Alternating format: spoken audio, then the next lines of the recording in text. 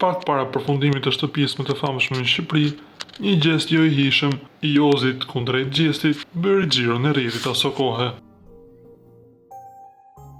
Së fundmi, Joz Marko ka komunikuar me ndjekësit e tij përmes një sesioni pyetje-përgjigje në Instastory. Një nga facat i rikujtoi një nga momentet më të përfolura të qëndrimit të tij në shtëpinë më të famshme në Shqipëri.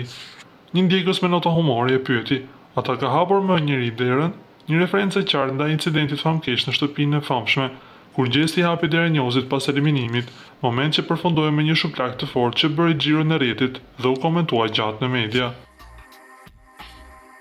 Jozi nuk nguroi të jap një përgjigje me ironi të hollë duke shkruar: "Edhe pa trokit hiç", duke kthyer në vëmendje të ngjarje që vazhdon të mbetet një nga skenat më të bujshme të edicionit.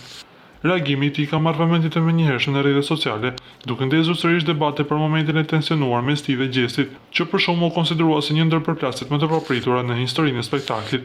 Pas përfundimit të eksperiencës, të dy artistët si Jozi ashtu dhe gjesti i janë rikthyer karrierës muzikore.